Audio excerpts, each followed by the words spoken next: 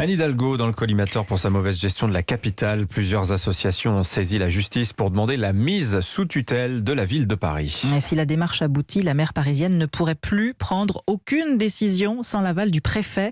Pour les plaignants, les nouveaux aménagements urbains et surtout les 7 milliards d'euros de dettes parisiennes sont autant de raisons d'encadrer davantage le fonctionnement de la ville. Alexandre Chauveau.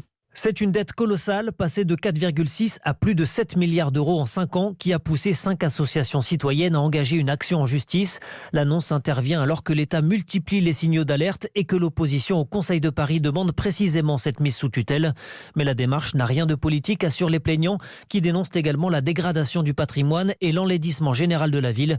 Maître Patrick Tabet, représentant du collectif, portera plainte début janvier. Que ce soit la dégradation du patrimoine que la gestion financière de la ville, c'est aujourd'hui arrivé à un tel stade que ça justifie que cette ville soit mise sous tutelle. Autre reproche fait à Anne Hidalgo et à son équipe, l'opacité autour des notes de frais, ainsi que le sort réservé aux commerçants, dont certains auraient perdu près de 30% de leur chiffre d'affaires.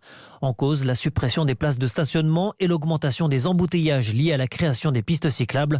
Si l'action engagée obtenait gain de cause, elle ferait de Paris seulement la 6e ville placée sous ce type de contrôle et aurait des conséquences désastreuses pour Anne Hidalgo, candidate à la présidentielle. Alexandre